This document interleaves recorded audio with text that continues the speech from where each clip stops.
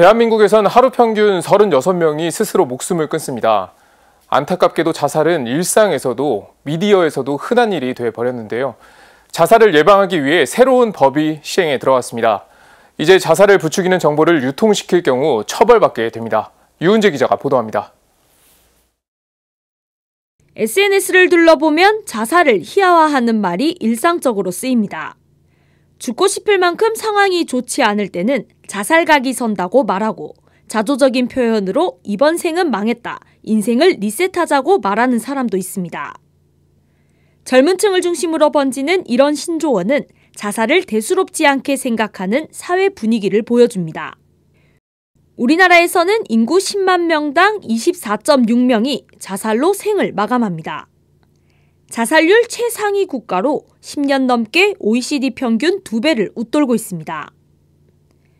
한국청소년 정책연구원 조사에 따르면 청소년 3명 중 1명이 최근 1년간 죽고 싶다는 생각을 했을 정도입니다. 이런 상황에서 정부는 지난 16일부터 새롭게 개정된 자살예방법 시행에 들어갔습니다. 이제는 인터넷에 자살 방법을 구체적으로 적거나 자살 유발 정보를 게시하면 형사처벌을 받게 됩니다.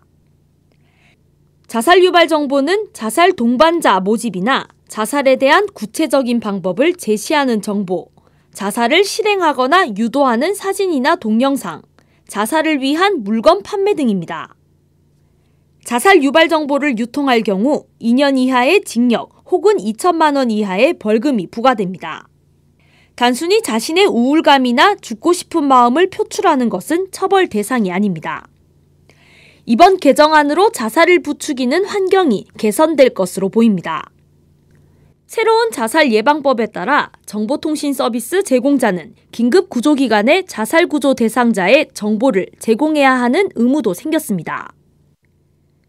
지금까지는 인터넷 블로그나 커뮤니티 등에 올라온 자살 계획이나 자살 동반자 모집, 관련 물건 구매 글에 대한 신고를 받아도 정보 제공 근거가 없어 빠른 대응이 힘들었습니다. 한편 가톨릭교회는 한마음 한몸 자살예방센터 등을 통해 자살예방운동에 적극 앞장서고 있습니다. 자살예방교육과 캠페인은 물론이고 자살 위기자를 위한 상담, 자살 유가족들을 보듬는 피정 등을 실시하고 있습니다. 그래서 그런 충동들을 느끼는 분들한테는 일단 멈춰봐라. 그리고 과거에도 그런 경험이 있었는지 없었는지를 한번 돌아보라고. 그리고 그런 충동들이나 그런 위험들이 있었을 때 그게 내 몸 안에서 어떻게 빠져나갔는지를 좀 한번 기억해 보라고. 그런 어떤 리듬이나 어떤 그러한 그 패턴들을 찾으면은 그러한 충동들이 갑자기 들어왔을 때 내가 이렇게 다시 회복될 수 있는 그런 회복 탄력성들이 생기는 거거든요. CPBC 유은재입니다.